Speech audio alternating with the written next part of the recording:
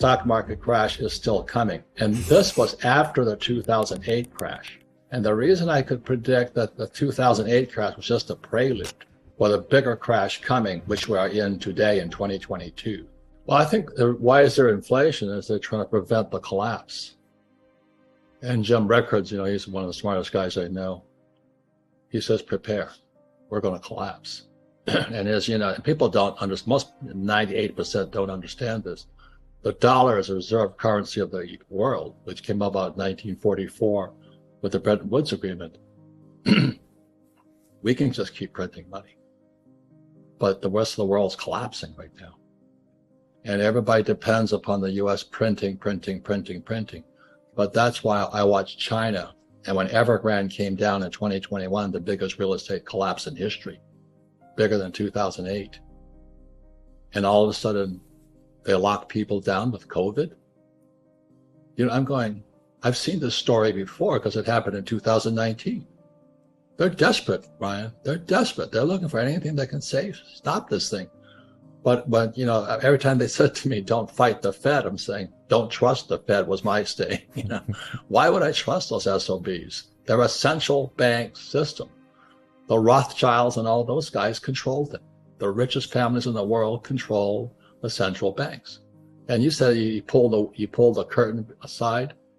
It's like the story of the Wizard of Oz. You pull the curtain aside. There's a little guy back there called the Fed chairman trying to keep the economy from collapsing on them. But they're going to keep printing until the thing is destroyed. That's my prediction. Well, there's people much smarter than me who say that.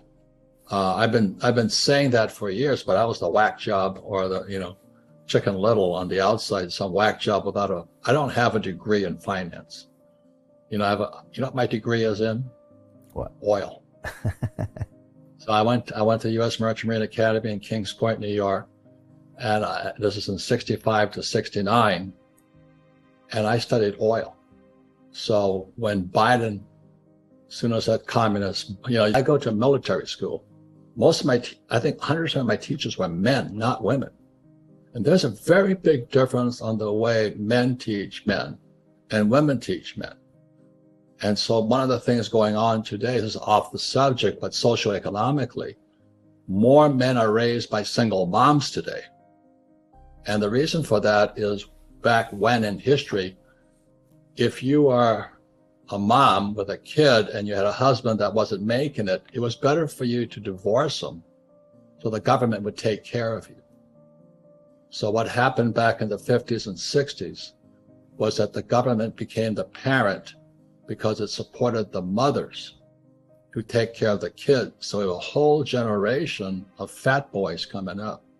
Just recently, it was all over the news in America, the U.S. Army cannot find men, soldiers. 1 out of 4 18-year-olds cannot qualify to meet the Army's needs. 1 out of 4 teenage boys are too fat and huggy. They can't make the physical. But economics, as you know, Brian, is kind of a philosophy. So it's like Christianity is different than Buddhism or Hinduism or Muslim.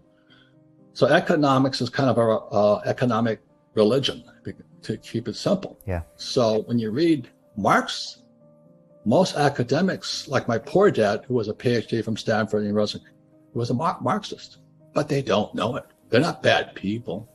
They're not bad people, but without financial education, they got no choice. They believe in labor unions. They believe in the tax the rich. They believe the abolition of private property. That's all Marx. If you read his book here, it's in here. So that was in 1965. I'm an 8-year-old kid getting yelled at and screamed at military school in New York. And actually, I wrote Rich Dad, Poor Dad in response to the Communist Manifesto, answering the question, why don't we teach money at school?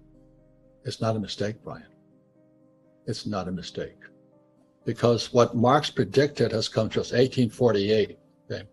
He said communism would take over America specifically, or the capitalist world, in 2 stages. So stage 1 happened in 1930. In 1930, the Frankfurt School out of Berlin sent teachers to Columbia University Teachers College. That was in 1930. So communism invaded America through our teacher system. And that's why most teachers are Marxists, like my poor dad. Not bad people, Right. they think they're doing the right thing, Right. but Yeah. they don't know how to make money. They want a pension, they want all the benefits and all that other stuff. They belong to labor unions. And what Marx says was, workers of the world unite, join a labor union. So my poor dad, well, my rich dad was anti-labor, and my poor dad was the head of the teachers union. So again, that's why I'm screwed up, Brian. I just call it economic religion. Yeah. Yeah. So capitalism is a religion, and Marxism is a religion. So is fascism. So is all those things. So when you can get it from that perspective, you have more options to choose which one you like.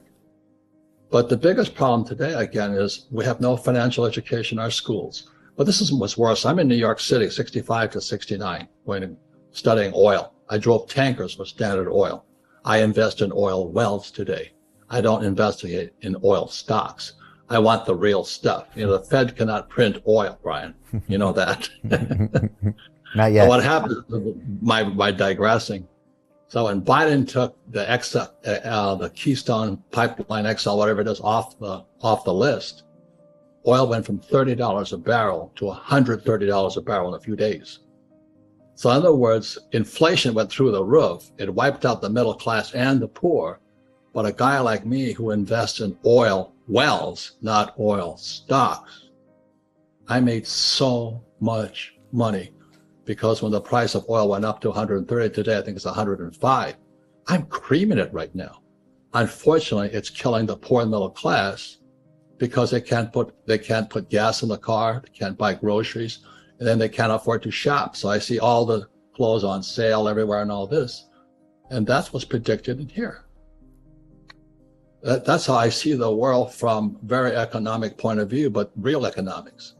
Do you know what I mean? They're inside the machine. Yeah. They're inside the whole grinder out there. And and this was book number 2. If I could show it to you, this is Cash Flow Quadrant. Oh, yeah. And the 4 people in capital or money all throughout the world.